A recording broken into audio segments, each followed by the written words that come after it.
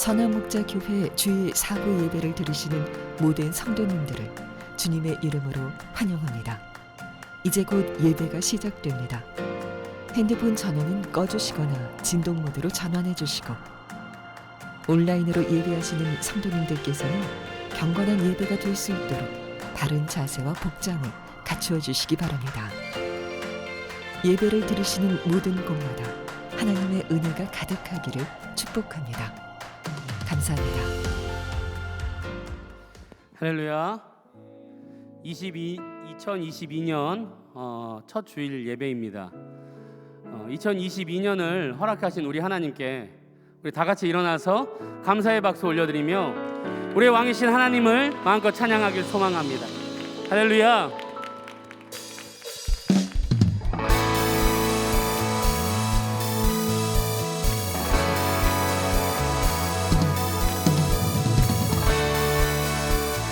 우리에게 평화를 주시는 우리 주님을 찬양합니다.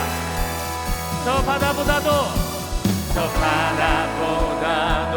넓고 저 산과 하늘보다 더 높은 주님의 은혜가 이곳에 가득해.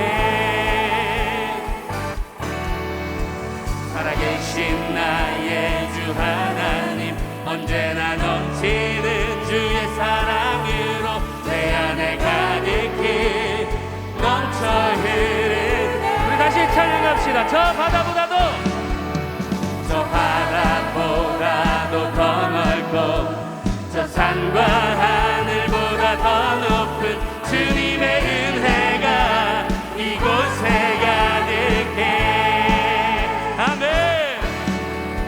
살아계신 나의 주 하나님, 언제나 넘치는 주의 사랑으로 내 안에 가득히 넘쳐 흐르네. 내게 강 같은 평화, 내게 강 같은 평화, 내게 강 같은 평화가 넘치네.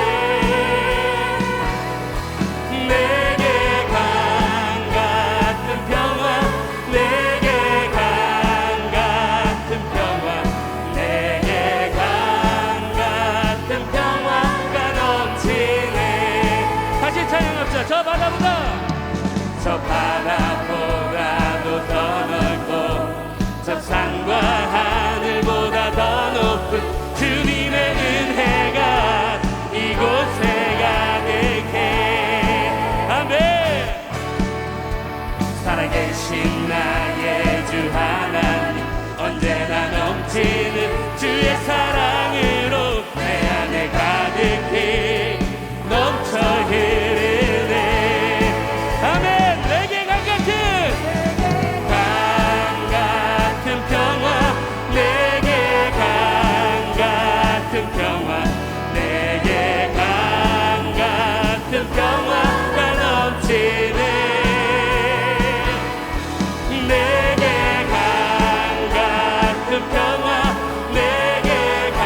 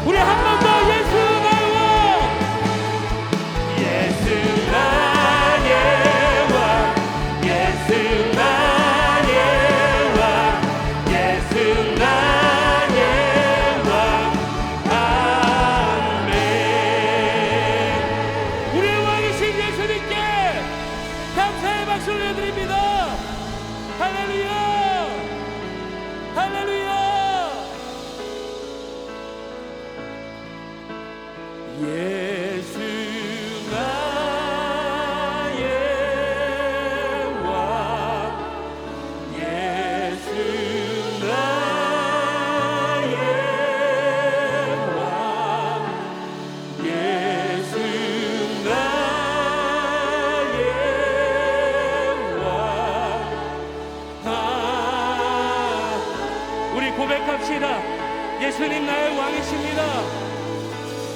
예수 나의 왕, 예수 나의 왕, 예수 나의 왕.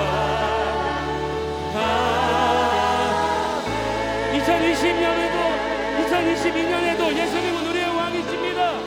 할렐루야. 예수 나의 왕, 예수 나의 왕, 예수 나의 왕. 아멘.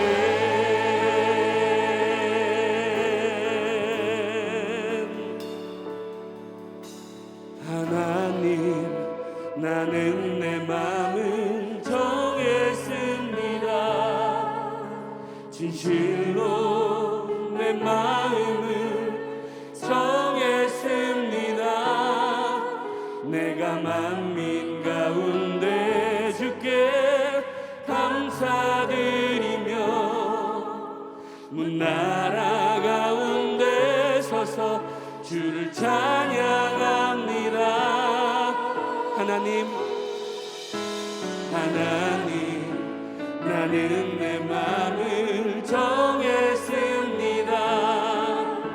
진실로 내 마음을 정했습니다.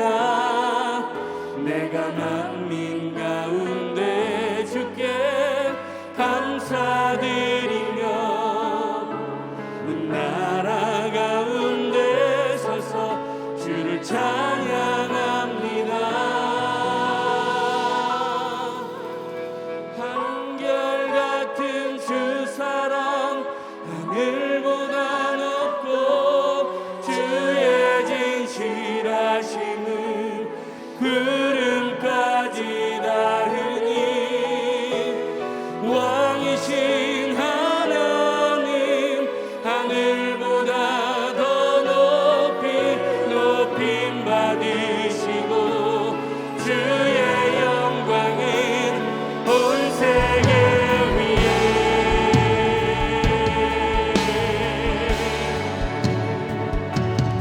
하나님, 우리는 마음을 정했습니다. 주님,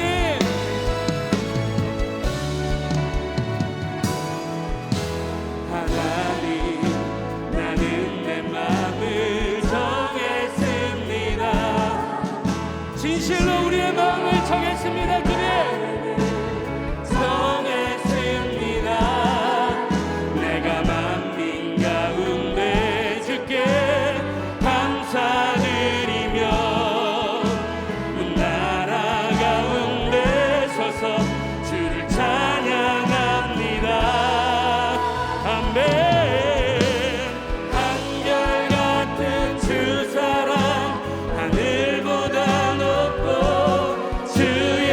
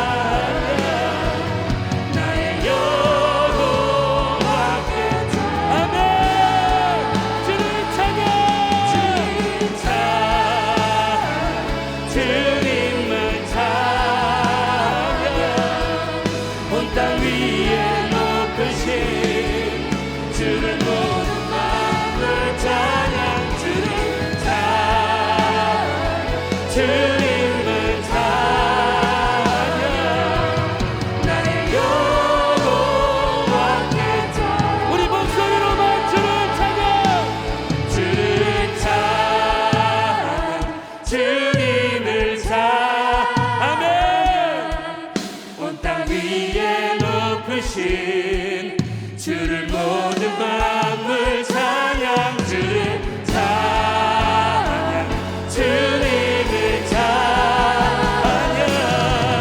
나의 여호와 우리 마지막으로 주를 찬양 주를 찬양 우리 하나님만 찬양합니다 주님 매 순간마다 우리 주님만 기억합니다 매 순간마다 우리 하나님만 높여드리며 나아갑니다. 할렐루야 주님을 찬양 나의 여호와께 찬양 성부 성자 성자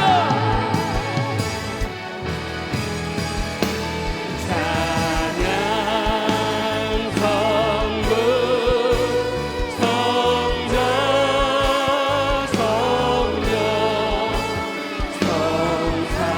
성삼위 일체계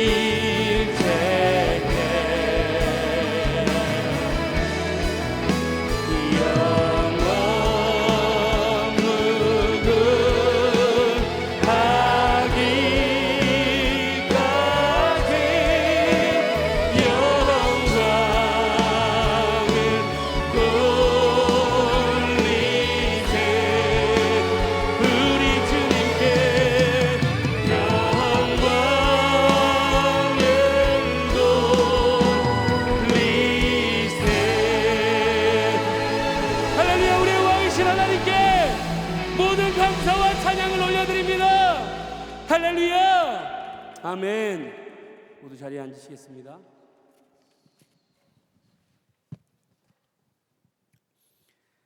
(2022년) 새 하늘과 새 땅을 허락하신 주님, 영광과 찬양과 존귀를 올려드립니다. 지난 한 해 코로나로 어려운 상황 가운데서도 주님의 은혜에 은혜를 더하시사 주님과 동행하며 이 시간까지 인도하여 주심에 감사드립니다. 새롭게 시작하는 한 해 우리의 마음과 뜻과 정성을 다하여 예배를 드립니다. 이 시간 하나님이 기뻐 받으시는 예배가 되도록 성령님이 인도하여 주시옵소서. 어느 처소에 있든지 하나님의 은혜가 가득하게 하시며 하나님의 사랑을 뜨겁게 느끼는 시간 되게 하시옵소서. 올 한 해에는 성도들 간에 평범한 일상으로 서로 대면하며 사랑의 교제를 뜨겁게 나눌 수 있도록 인도하여 주시옵소서. 가정마다 주의 은혜로 새롭게 하시고 말씀 그대로의 삶, 순종의 삶만 살게 하시옵소서. 주님과 동행하며 예수님만 바라보는 한 해가 되게 하시옵소서.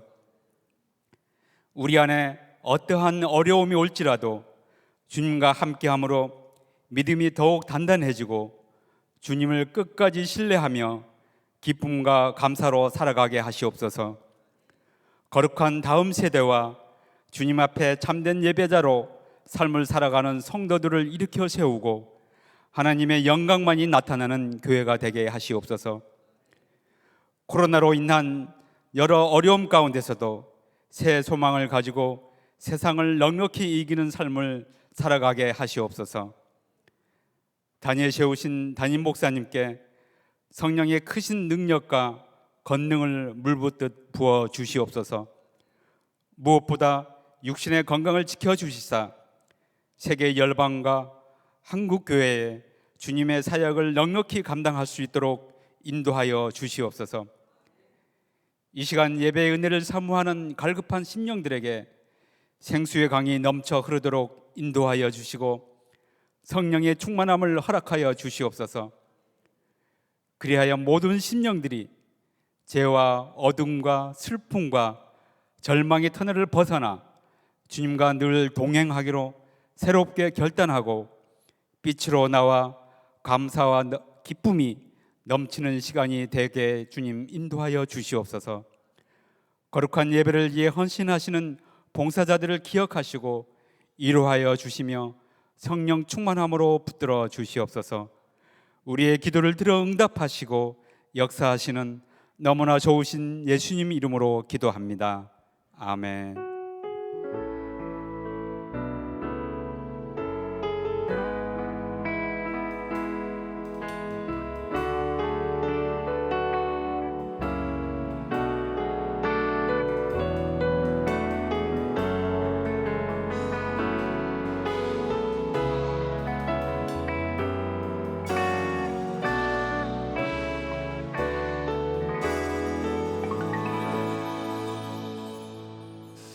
오늘의 예배 가운데 두 명의 아기가 세례를 받습니다. 한재희 아기, 김희안 아기가 세례를 받을 텐데 최승희 집사님께서 대표로 유아 세례 간증을 해주시겠습니다.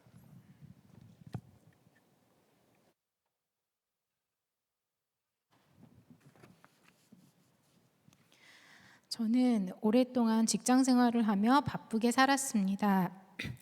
첫째 아이를 육아하며 육아가 너무 어려워 처음부터 우리 가정에 둘째는 없다고 엄포를 놓곤 했습니다. 그러다 첫째가 6살 되던 때부터 동생을 너무 갖고 싶어해 가져보려 하니 우리의 뜻대로 되지 않았습니다. 그러다 문득 정신없이 살아가는 저의 모습이 출근길 지하철역의 모습 같다는 마음이 들었습니다. 많은 인파 속에 묻혀 제가 가야 하는 방향과 반대 방향으로 가고 있는 모습, 정신없고 분주하게 지내며 기도를 하는데 회사를 그만두어야겠다는 마음을 주셨습니다. 그런데 모든 것을 내려놓고 바로 그만두는 것이 쉽지 않았습니다. 그러던 어느 날 첫째 아이 유치원 운동회에서 어처구니 없이 아킬레스건이 끊어져 급하게 수술을 하고 한동안 누워서만 지내야 했던 적이 있었습니다. 주님 말씀에 순종을 하지 않으니 다른 방향으로 달려가는 저를 이렇게라도 멈추셨다는 생각이 들었습니다. 그리고 10년 만에 주님께서 둘째를 저희 가정에 보내주셨습니다. 둘째를 임신하고 있을 때 어머니 말씀 기도회를 시작하게 되었습니다. 매일 말씀을 읽고 묵상하고 기도하는 훈련을 통해 주님께서는 아내로서 어미로서의 역할에 대해 묵상하게 하셨습니다. 그리고 말씀으로 우리 가정의 질서를 바로 세우는 시간을 갖게 하셨습니다. 이 세상에서 말하는 가정, 아내, 엄마의 역할이 아닌 성경에서 말씀하시는 역할에 대해 다시금 눈을 뜨고 보게 하셨습니다. 그 자리는 결코 내가 드러나는 자리가 아니고 묵묵히 할 일을 감당해야 하는 자리임을 봅니다. 저의 내려놓음으로 우리 가정이 더욱 말씀 안에서 살아나고 연합하는 것을 보게 하시고 경험케 하시는 시간을 감사하게 보내고 있습니다. 아직도 가끔은 회사 다니던 시절로 돌아가고 싶을 때도 있습니다. 그러나 주님이 십자가의 사랑으로 부르신 이 자리에서 기쁨으로 서 있기를 매일매일 순종하는 훈련을 감사로 감당하고자 합니다. 말씀을 깨닫고 기도로 능력받아 삶으로 살아내자는 어머니 말씀 기도의 목표가 저의 삶의 목표가 되었습니다. 말씀과 기도로 우리 가정이 천국과 같은 가정이 되어지기를 소망합니다. 우리 아이들이 자라면서 천국과 같은 가정을 경험하고 본인들의 가정을 그렇게 준비해 가길 기도하고 있습니다. 주님이 우리 가정에 허락하신 다음 세대인 두 아이, 제 힘과 능력이 아닌 주님의 말씀으로 날마다 키우겠습니다. 우리 아이들이 자라며 주님을 만나고 엄마 아빠와 함께 믿음의 공동체를 이뤄갈 수 있기를 기도합니다. 저희 가정에 부어주신 주님의 은혜에 감사합니다.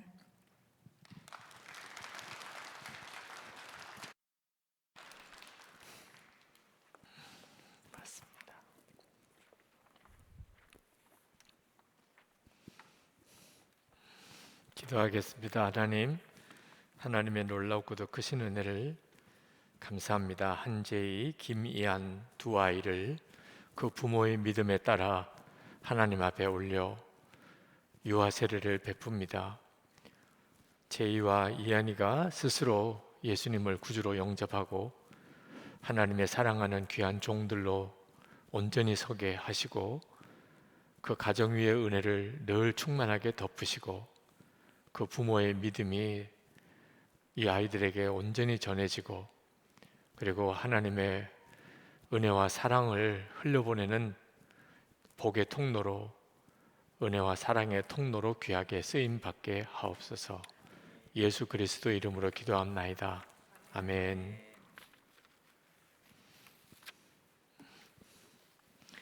한제이 내가 성부와 성자와 성령의 이름으로 세례를 주노라. 아멘.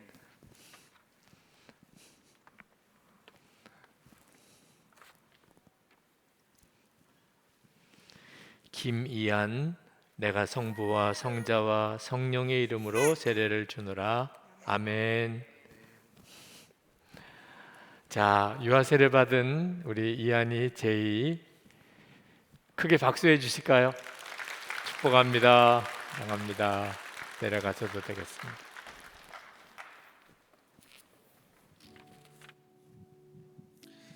이 시간에는 새가족 과정을 마치시고 수료하시는 분들을 소개합니다. 윤서영 집사, 김승범 집사, 김영미 집사, 차진희 성도, 강경윤 성도, 장인경 성도님 새가족이 되신 성도님들에게 축복의 박수를 보내주시기 바랍니다.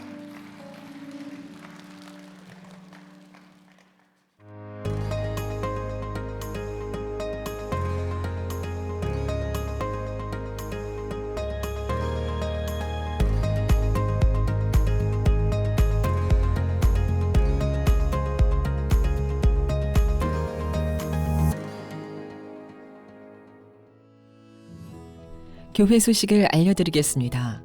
새벽 기도회에 자유롭게 와서 예배하시기 바랍니다. 주일 1부에서 4부 예배, 젊은이 교회 예배는 299분씩 신청하여 예배하실 수 있습니다. 이번 주 화요 중보 기도회, 수요 저녁 예배, 금요 성령 집회는 신년 말씀 기도회로 대체되어 온라인에서 모입니다. 신년 말씀 기도회가 내일부터 시작됩니다. 오후 8시 온라인에서 에스더 말씀으로 모입니다. 2021 정기당회에서 신천 집사, 신천 권사로 청거된 분들을 오늘부터 집사, 권사로 호칭합니다. 유기성 담임 목사의 성경 봉독으로 함께하는 예수님과 동행하는 300일 성경 읽기가 시작됐습니다. 교회 홈페이지 300일 성경 읽기에서 참여하실 수 있습니다. 은천 장학회에서 장학생을 모집합니다. 홈페이지를 참고해 주시기 바랍니다. 선한목자교회에 처음 오신 새가족 여러분을 환영합니다. 1층 새가족실에 가시면 교회 등록과 교회 생활에 대한 안내를 받으실 수 있습니다. 매일 1시간 기도와 예수 동행 일기를 통하여 주님과 동행하는 한 주 보내시길 바랍니다. 예배에 나오신 여러분 모두를 주님의 이름으로 축복합니다. 이번 연도는 성경 말씀을 통하여서 예수님과 온전하게 동행하시기를 축복합니다. 특별히 어제부터 300일 성경 읽기가 시작되었습니다. 이번에는 담임 목사님의 음성으로 성경 봉독이 계속 진행되는데요. 혹시 신청하지 못하신 분들이 계시다면 교구 사역자를 통해서 또는 홈페이지를 통해서 신청하셔서 함께 말씀 읽는 시간을 매일매일 가지시기를 축복합니다. 이번 주 한 주간 신년 말씀 기도회가 시작됩니다. 우리 교회는 매년 신년 부흥회를 말씀 기도회로 진행하였습니다.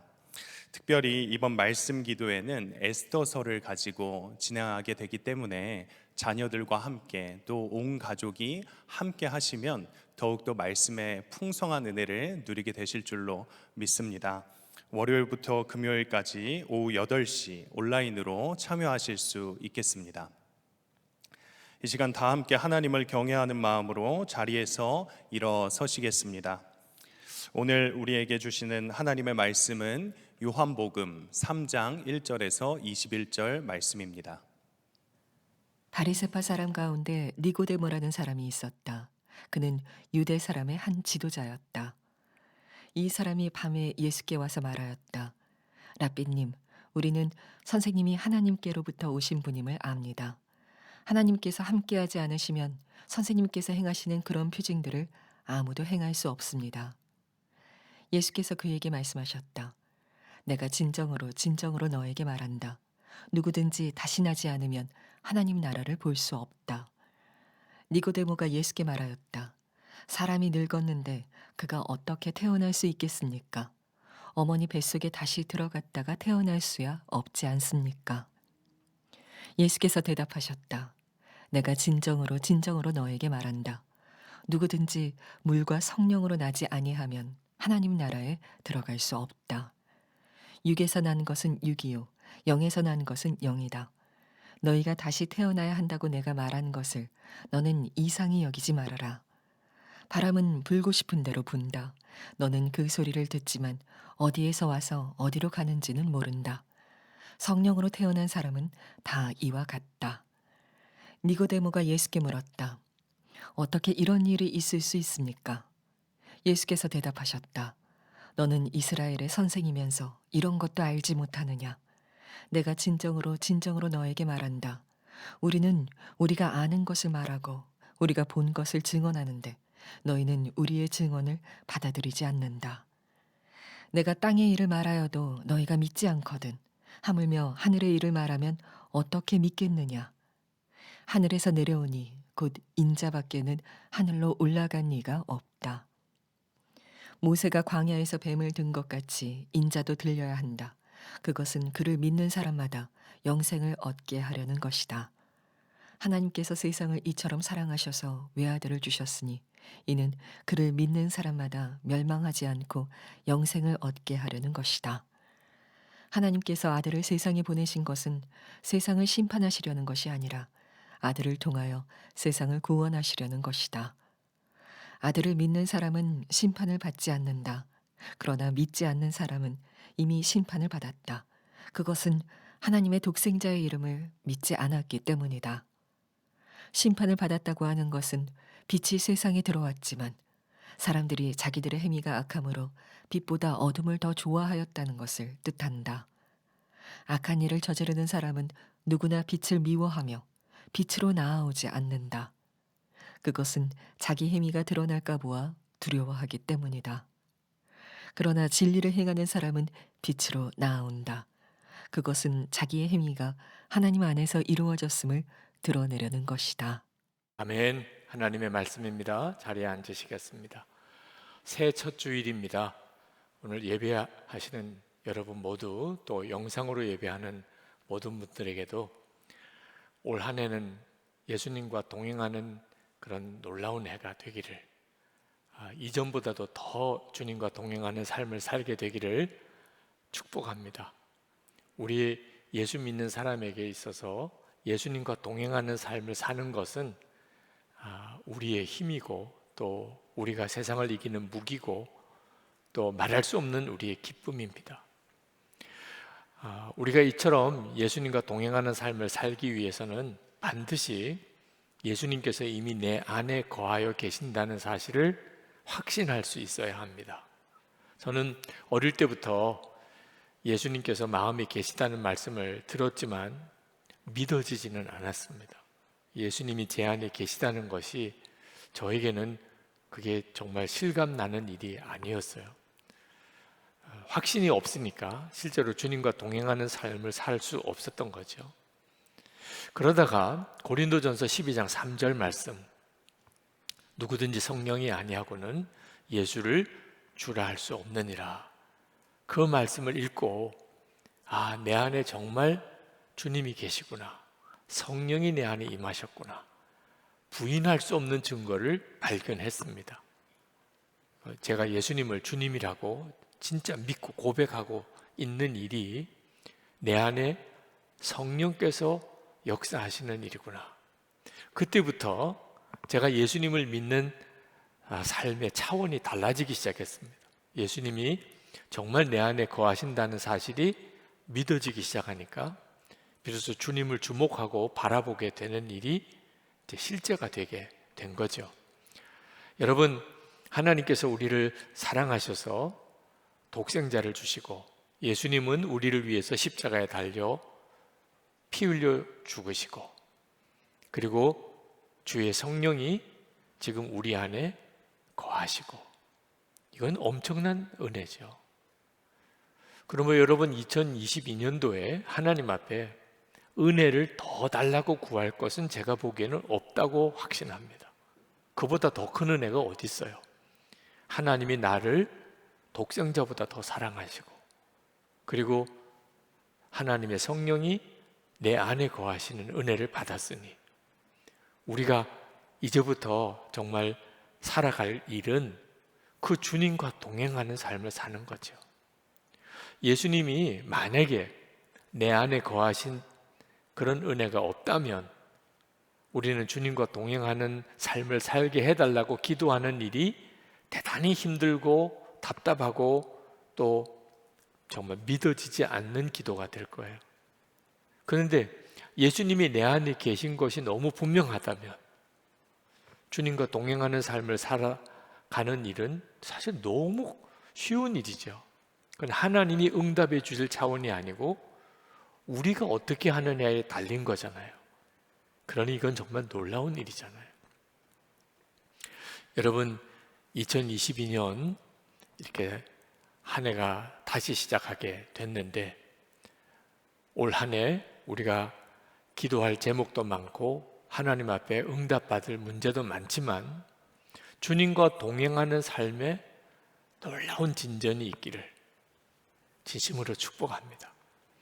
근데 주님은 우리 안에 거하시는데 실제로 예수님과 동행하는 삶을 사는 그리스도인이 적은 이유는 뭘까요? 예수님이 다 우리 안에 계신데 주님과 동행하는 기쁨과 은혜를 누리는 성도는 그렇게 많지 않습니다. 이유는 빛이신 예수님이신데 우리가 빛보다도 어두움을 더 좋아하기 때문입니다. 다시 말하면 예수님을 믿어도 사람들에게 드러내고 믿기보다는 그저 숨어서 조용히 다른 사람 몰래 그렇게 예수를 믿으려고 하는 태도 때문에 예수님을 믿어도 은혜도 감격도 그리고 간증도 없는 삶을 그렇게 살아가는 거예요. 오늘 본문 이야기는 니고데모에 대한 이야기입니다. 니고데모는 유대인의 관원인데 아주 지체가 높은 관원입니다. 요즘 우리식으로 말하면 국회의원 정도쯤 되는 사람이에요. 그리고 성경을 잘 아는 랍비입니다. 근데 이 사람이 예수님께 나와왔어요. 이유는 2절에 보니까 예수님이 하나님께로부터 온 분이라는 확신을 가지게 된 겁니다. 근데 문제는 밤에 찾아왔어요. 아니, 예수님이 하나님께로 온 분이라는 믿음을 가졌는데 왜 밤에 찾아옵니까? 다른 사람 보는 것은 부담이 된다는 거죠. 자기가 신분도 참 높은 신분이고 또 성경에 대해서도 많이 아는 랍비인데 자기가 예수님을 찾아오는 것을 다른 사람이 보는 것은 조금 꺼림직하다. 그래서 밤에 찾아온 거죠. 여러분, 예수님을 믿고도 꼭 니고데모 같은 태도를 가지고 있는 분들이 있습니다.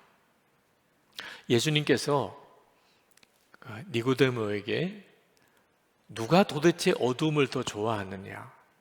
죄 지은 사람, 악한 사람이 어둠을 더 좋아한다고 말씀하셨어요. 19절, 20절에 보면 빛이 세상에 들어왔지만 사람들이 자기들의 행위가 악함으로 빛보다 어둠을 더 좋아하였다. 악한 일을 저지르는 사람은 누구나 빛을 미워하며 빛으로 나오지 않는다. 그것은 자기 행위가 드러날까 봐 두려워하기 때문이다. 악한 사람은, 죄 지은 사람은 빛보다 어둠이 더 좋습니다. 그래서 숨으려고 그러고 자기를 감추려고 그러고 혼자만의 믿음을 가지려고 하죠. 근데 니고데모는 존경받는 사람이었어요. 성경에 대해서도 많이 아는 랍비였습니다. 근데 니고데모도 예수님을 몰래 믿으려고 했었다는 거예요. 사람이 가지고 있는 본성의 악함을 그대로 보여주는 거죠. 근데 니고데모만 아니고 실제로 예수 믿는 성도들도 참 많은 성도들이 드러내고 믿기보다 그냥 숨기고 믿으려고 하는 분들이 많습니다. 다른 사람 모르게 예수 믿는다고 말 꺼내면 손해볼까 봐 부담되니까 다른 사람들의 시선이 그게 자기에게 주목되는 게 싫어서 그냥 안 믿자는 건 아닌데 그냥 숨어서 예수 믿으려고 하는 분들이 많아요. 그것 때문에 예수님을 믿어도 답답하기도 하고 좌절도 되고 간증도 없고 역사도 없이 그렇게 신앙생활 하는 겁니다. 니고데모가 이처럼 밤에 예수님을 찾아온 것은 예수님을 진짜 몰랐기 때문이에요. 예수님을 믿어도 이렇게 숨어서 예수 믿으려고 하는 분들은 다 이유가 있습니다. 예수님을 인격적으로 만나는 진짜 만남이 없었기 때문입니다. 니고데모가 예수님이 하나님께로부터 온 분이라고 그렇게 믿었던 이유가 뭐냐면 표징 때문입니다. 2절 말씀에 이렇게 말합니다. 하나님께서 함께 하지 않으시면 선생님께서 행하시는 그런 표징들을 아무도 행할 수 없습니다. 물을 포도주로 바꾸는 가나 온인 잔치집의 기적과 같은 그런 기적을 예수님이 행하는 걸 보고 아, 이분이 하나님께로부터 온 분이구나 그렇게 믿었다는 거예요. 이렇게 표징을 가지고서 예수님을 믿으려는 분들은 다 니고데모처럼 이렇게 혼자 숨어서 몰래 예수를 믿고 싶어 하게 됩니다. 왜냐하면 항상 기적이 일어나는 것은 아니니까요. 오히려 예수를 믿고 손해보는 일, 예수를 믿는 것 때문에 고난당하는 일, 그런 일들을 실제로 우리가 겪어요. 그러니까 기적이 일어나고 모든 일이 잘 될 때는 예수를 잘 믿는 것 같은데 핍박이 오고 시험이 오고 고난이 닥칠 때는 그 믿음이 그냥 무너져 버리는 분들이 많습니다. 이유는 표징을 가지고 예수를 믿으려고 했기 때문이에요. 자, 그러면 어떻게 예수를 믿어야 예수님을 제대로 믿는 거죠? 성령의 역사로 예수님이 믿어져야 비로소 예수님을 제대로 잘 믿는 겁니다. 니고데모가 예수님께 왔을 때 예수님께서 니고데모에게 내가 진정으로 너에게 말한다. 누구든지 다시 나지 않으면 하나님 나라를 볼 수 없다. 그렇게 말씀하셨어요. 그러니까 다시 나야 된다고 말씀하셨습니다. 근데 니고데모가 못 알아들었어요. 아니, 사람이 어떻게 다시 날 수 있나? 그래서 예수님께서 다시 나야 된다는 것이 무슨 의미인지를 설명을 하셨는데 5절에 보니까 물과 성령으로 나는 것이라고 이야기를 하셨어요. 자, 여러분은 거듭난 사람입니까? 물과 성령으로 났는지를 보아야 알 수 있다는 거예요. 도대체 물과 성령으로 난 것은 어떻게 된 걸 말하죠? 여러분 안에 성령이 임하시게 됐는가? 그 말씀입니다. 그러니까 물과 성령으로 거듭난 사람은 그 마음속에 성령이 임하시게 됩니다. 그 사람은 거듭난 사람이에요.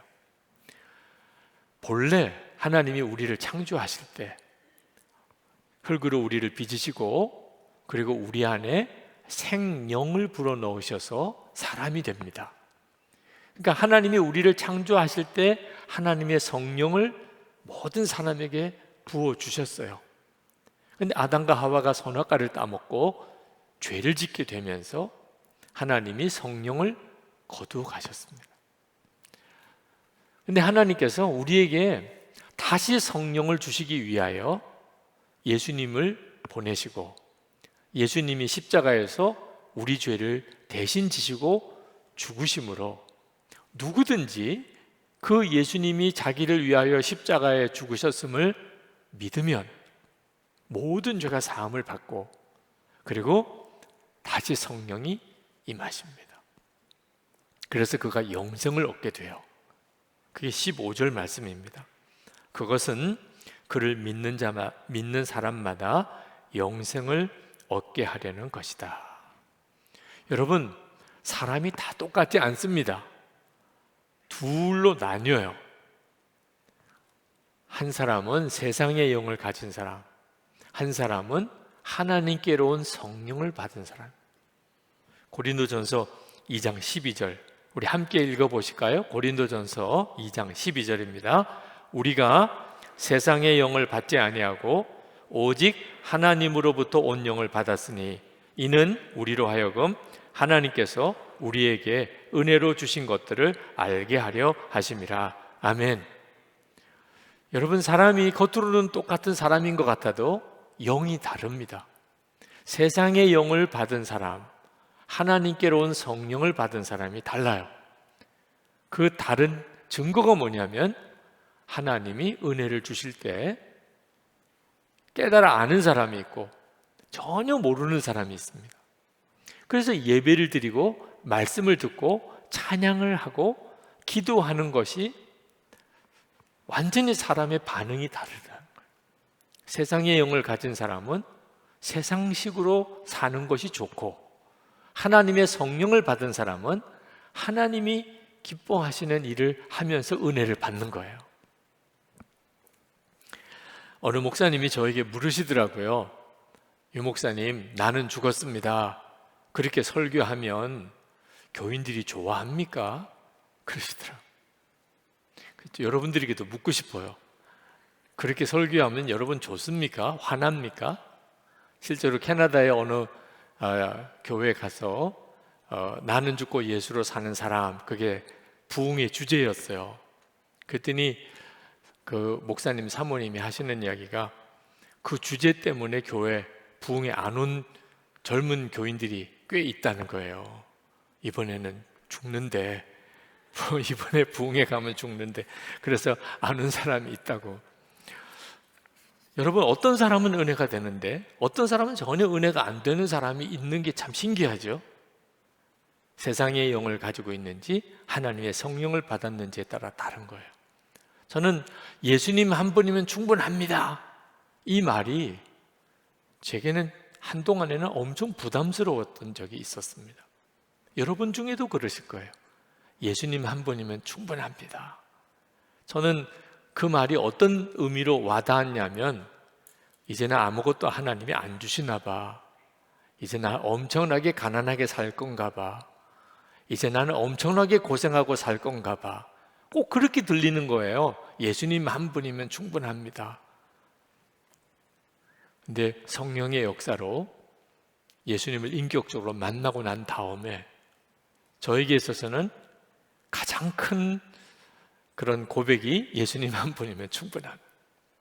당연하지 뭐. 예수님 한 분이면 난 이젠 더 바랄 것도 없어. 예수님 안에 모든 것이 다 있으니까 그렇게 믿어지는 거예요. 여러분, 사람이 어떤 영을 가지고 있느냐에 따라서 믿는 게 달라지고 보는 게 달라지고 사는 삶이 달라지는 거예요. 예수를 믿어도 성령의 역사로 믿을 때 그 믿음이 진짜 믿음이 되는 거예요. 그래서 예수님께서 그렇게 니고데모에게 말씀한 겁니다. 그런데 니고데모는 예수님께서 하신 이 성령으로 거듭나야 된다는 말씀이 잘 이해가 안 됐어요. 믿어지지도 않고. 여러분, 이따금 그런 생각할 때가 있지 않으신가요? 예수님을 내가 진짜 만나면 신앙생활이 확 달라질 텐데 너무 애매해.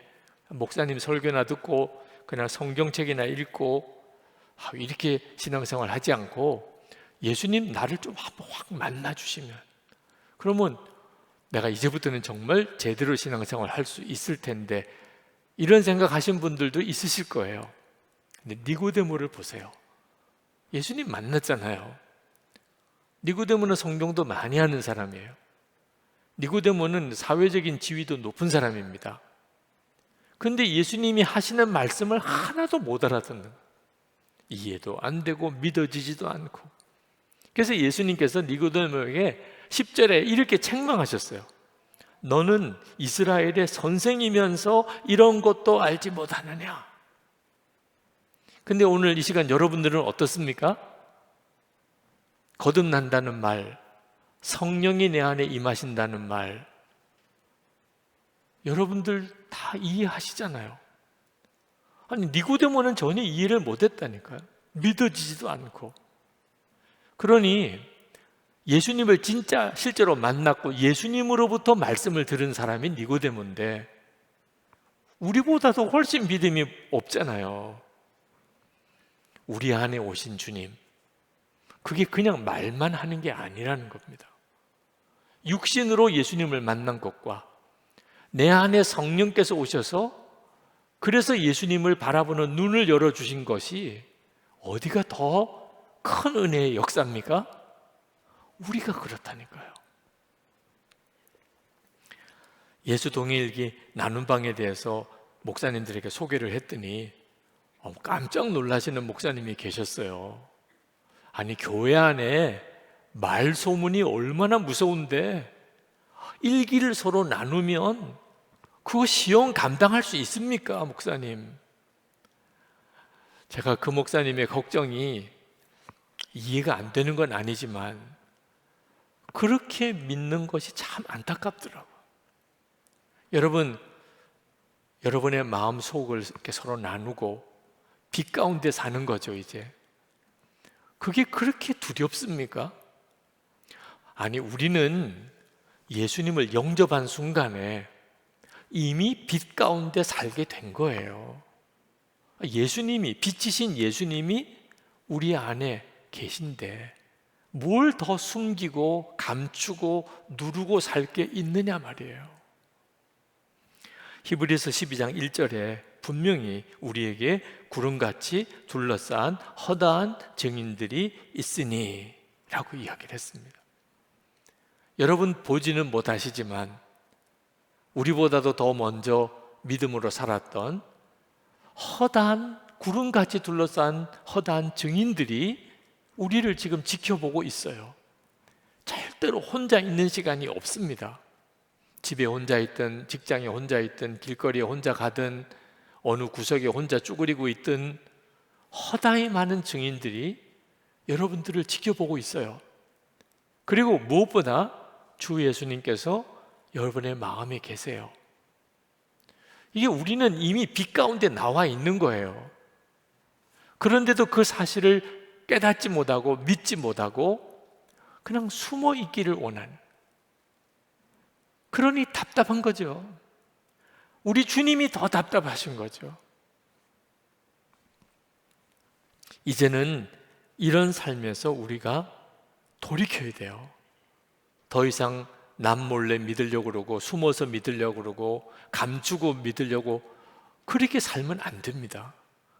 2022년 새해를 맞아서 하나님께서 기가 막히게 이 본문으로 주일 설교를 하게 하셨어요. 이제부터는 신앙생활을 할 때 빛 가운데 나왔다고 정확하게 믿으라는 거예요. 숨어서 살지 말라는 겁니다. 여러분, 빛 가운데 나오는 것이 부담스러우실 거예요. 그렇게 앉아 계시면 편하지만 지금 이렇게 나와서 보세요. 오늘도 우리 간증해 주신 성도님이 여기 간증자로 쓰셨는데 여러분이 이렇게 나와 보면 이 자리가 얼마나 두렵고 불편한지 사람들이 다 주목해 보잖아요. 예수를 믿는 것은 이제부터 이렇게 사는 거라는 거예요. 나는 그건 너무 부담스러워요. 너무 힘들어요. 하나님께서 여러분들을 힘들게 하려고, 부담스럽게 하려고, 고통을 주려고 여러분을 빛 가운데로 나오게 하신 게 아닙니다. 여러분을 사랑하시기 때문에 여러분을 심판에서 구원하시려고 그렇게 하신 거예요. 16절, 17절에 이렇게 말씀합니다. 하나님께서 세상을 이처럼 사랑하셔서 외아들을 주셨으니 이는 그를 믿는 사람마다 멸망하지 않고 영생을 얻게 하려는 것이다. 하나님께서 아들을 세상에 보내신 것은 세상을 심판하시려는 것이 아니라 아들을 통하여 세상을 구원하시려는 것이다. 여러분, 숨어서 사는 것이 편안한 게 아니에요. 결국 그렇게 심판을 받게 됩니다.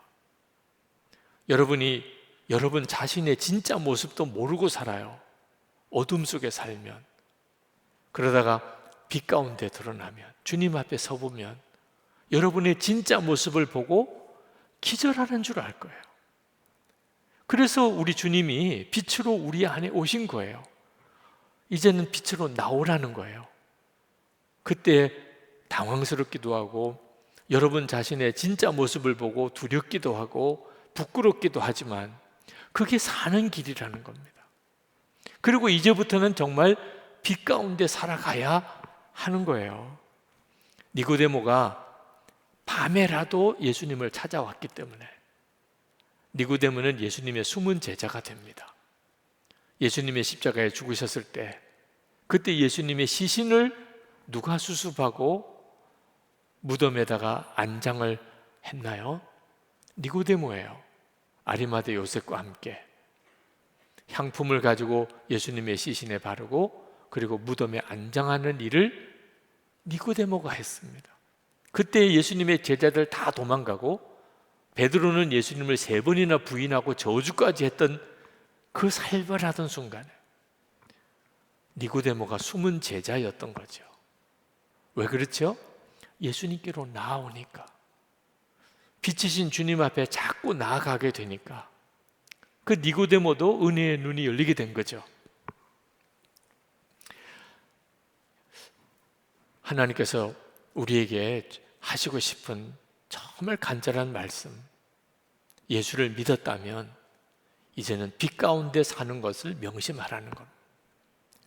제가 선한목재교회 부임에 와서 선한목재교회 교세가 조금씩 커지고 그리고 저도 사람들에게 조금씩 알려지게 되면서 제 마음속에 걱정이 하나 생겼어요. 그것은 제가 우리 교우들에게 저 자신에 대해서 정직하게 드러내는 것이 두려워진 거예요. 여러분, 설교하는 저와 제 인간적인 모습이 어떻게 꼭 일치할 수만 있겠습니까? 제가 설교는 하지만 저 자신이 설교한 대로 살지 못하는 그런 실상을 교인들이 알게 되면 얼마나 실망하고 시험 들고 분노하겠어요. 그러니 제가 교회는 점점 부흥성장하지만 제 마음속에는 두려움이 더 커졌어요. 그러다가 2007년 10월입니다. 한 달 동안 병원에 입원해서 주일 설교도 못하게 됐습니다. 설교도 못하고 병원에 이런저런 수술을 받으면서 입원해 있는 게 너무 답답해서 병실에서 혼자서 기도하다가 방언으로 기도하고 그러다가 정말 많이 울었어요. 무슨 기도를 하는지 모르지만 그렇게 마음이 애통해요. 그러다가 마음에 선명하게 주님의 뜻이 깨달아지는 것이 있었는데, 설교하는 것과 실제로 사는 것에 차이가 생기는 것을 작게 여기지 마라. 너무나 큰 충격이었어요. 그렇지 않아도 그 문제가 제 마음에 늘 걸리는 문제였는데, 설교하는 것과 실제로 사는 삶이 차이가 나는 것을 어쩔 수 없는 일이야, 사람이니까 할 수 없지 뭐, 이렇게 생각하면 안 된다는. 그 해 2007년에 아프가니스탄 단기 선교팀의 순교 사건이 벌어졌습니다. 그때 한국 사회가 교회에 대해서 온갖 비난을 다 쏟아부었어요. 한국 교회가 큰 위기를 맞았죠. 그렇지만 한국 교회가 잘못한 건 없어요. 복음을 전하러 갔고 또 어려운 사람 의료 선교하려고 간 일이니 그로 인해 가지고 그런 사고가 생기긴 했지만 잘못한 것은 없으니까 그런 어려움을 받았지만 한국 교회가 잘 견뎌나가고 있었는데, 그때 유명한 목회자들의 스캔들이 터지기 시작을 했어요. 그때는 한국 교회가 치명상을 입었습니다. 외적인 어떤 핍박보다 더 무서운 게 내적인 타락이에요. 그런 일이 벌어질 때 병원에서 주님이 제 마음에 주셨던 말씀이 너무나 강하게 다시 생각이 나는 겁니다. 설교하는 것과 삶의 차이가 나는 것을 작게 여기지 마라. 너무 두려웠어요. 문제는 어떻게 그렇게 살 수 있느냐 하는 겁니다. 어떻게 설교한 대로 다 살며 내가 그렇게 살 수 없으면 설교하지 말아야 된다. 그러면 나는 그냥 설교단에서 내려와야지. 그게 정직한 태도잖아요. 그때 하나님께서 저에게 설교자가 설교한 대로 살 수 있는 유일한 방법을 가르쳐 주셨어요. 그게 뭐냐면 24시간 예수님을 바라보는 거예요. 주님을 바라보는 동안에는 제가 어떻게 제 육신과 제 마음에 일어나는 죄를 따라 살 수 있겠습니까? 예수님을 바라보고서야 주님이 나와 함께 계시는 게 믿어지는데 어떻게 제가 죄를 짓고 은밀한 죄를 짓는 게 있을 수 있겠냐 말이에요. 아, 그렇구나. 내가 항상 주님을 바라보는 것 외에는 길이 없구나. 그래서 그때부터 예수 동행 일기를 쓰기 시작한 거예요. 매일. 오늘도 주님을 얼마나 내가 바라보았는지. 그리고 그걸 꾸준히 쓰기 위해서 나누기 시작했어요. 같이 쓰기 시작했어요. 마치 제가 유리 거울 속에, 유리 그릇 속에 들어가서 사는 것 같아요. 모든 사람이 제 삶을 다 아는 것, 그렇게 사는 게 얼마나 어렵겠어요. 어떤 때는 솔직히 좀 숨고 싶은 때도 있고, 교인들이 모르는 가운데 좀 저도 그렇게 좀 지내고 싶은 순간도 솔직히 제 안에 얼마나 많이 일어나는데, 근데 그렇게 할 수가 없어요. 예수 동행일기 쓰자고 제가 시작을 해놓고 제가 중간에 안 하겠다고 할 수도 없겠더라. 그러니 방법은 하나밖에 없어요.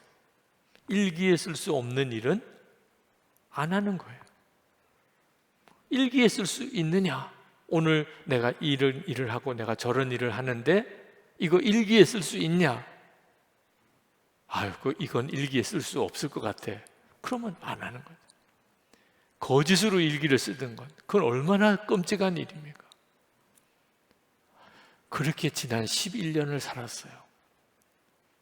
돌아보니까 쉽지 않은 것 같은 세월이었지만 한 가지 감사하고 진짜 감사한 것은 죄와 유혹에서 저 자신을 지킬 수 있었던 거예요.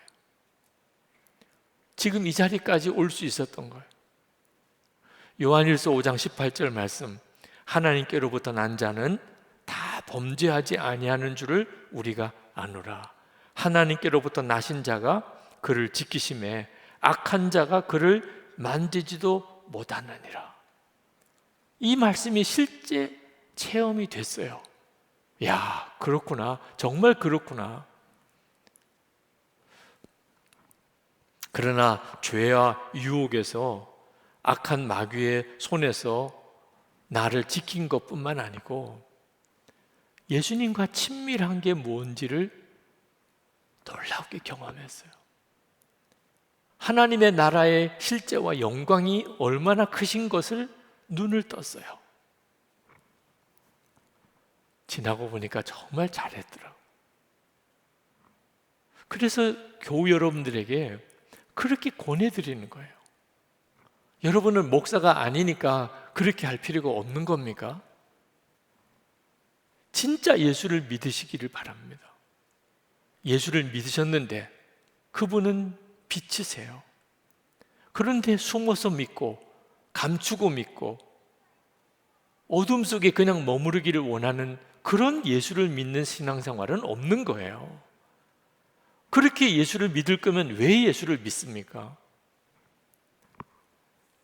여러분, 우리가 빛 가운데 나가서 주님과 동행하며 사는 일은 처음에는 그 일이 부담스럽고 두렵게 느껴집니다. 그렇지만 주님을 아는 그 차원은요, 여러분이 지금까지 예수님을 믿는 것으로는 상상이 안 될 정도로 놀라워요. 주님이 이런 분이시구나. 실제로 주님과 동행하는 삶이 이런 놀라운 삶이구나. 여러분이 그렇게 살아야 여러분의 가족들이 진짜 예수 믿는 사람이 어떤 사람인가를 보게 됩니다. 여러분 주변에 있는 사람들에게 여러분을 통하여 하나님은 진짜 살아계시구나 증거돼요.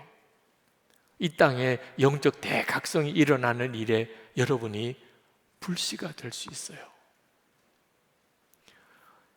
2022년 새해가 시작이 됐는데 이제 주님 앞에 갈 때까지 사람마다 다 남은 세월이 다르겠지만 이제부터 진짜 빛 가운데 그렇게 주님과 동행하면서 그렇게 내가 살겠습니다. 주님 저를 그렇게 인도해 주시기 바랍니다. 기도하시면 좋겠어요. 새해 첫 주일에 여러분들의 마음에 하나님께서 분명하게 그 결단을 주시기를, 그 은혜의 세계로 여러분을 인도하시기를 축복합니다. 우리 다 같이 기도하겠습니다. 은혜와 사랑이 충만하신 아버지, 놀라우신 하나님의 은혜와 하나님의 역사를 인해 감사합니다. 주관하시고 역사하신 하나님 주소서.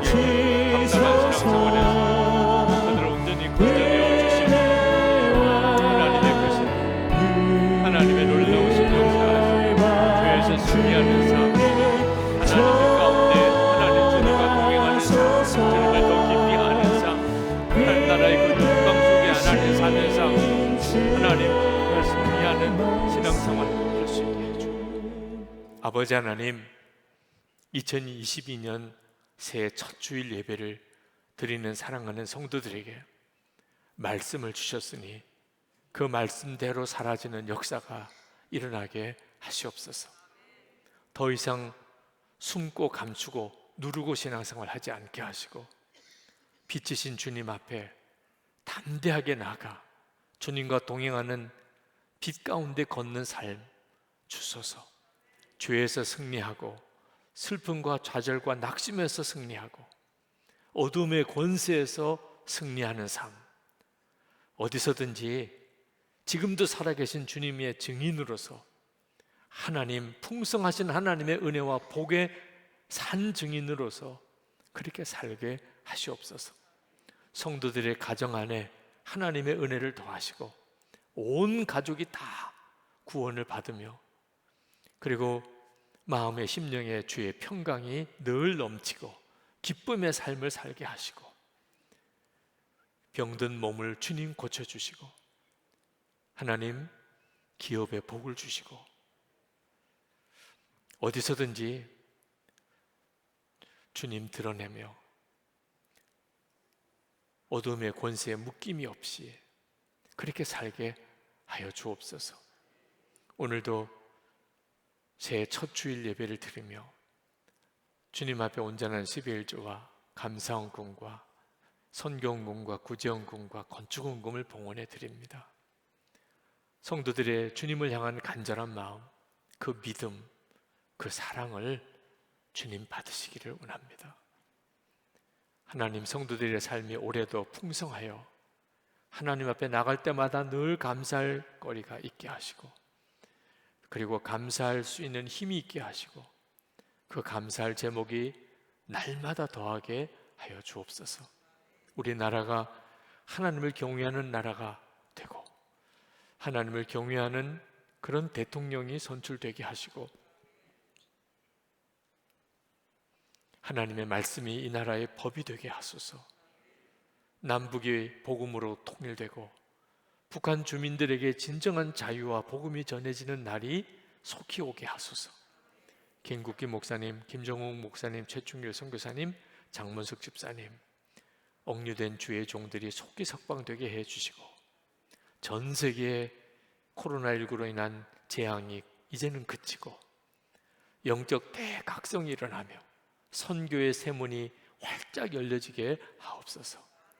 주 예수 그리스도 이름으로 간절히 기도합나이다. 아멘. 우리 다 일어나셔서 찬양하겠습니다.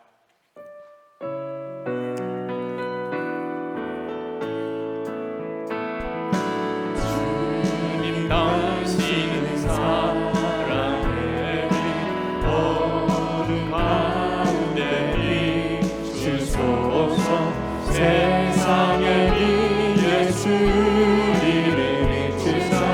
당신의 진리로 우리를 자유케 이주소서.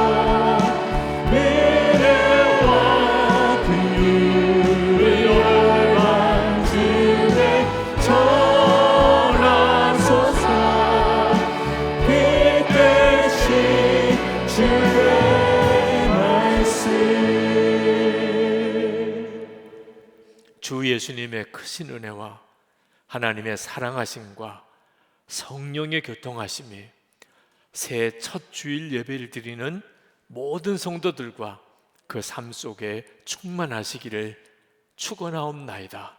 아멘.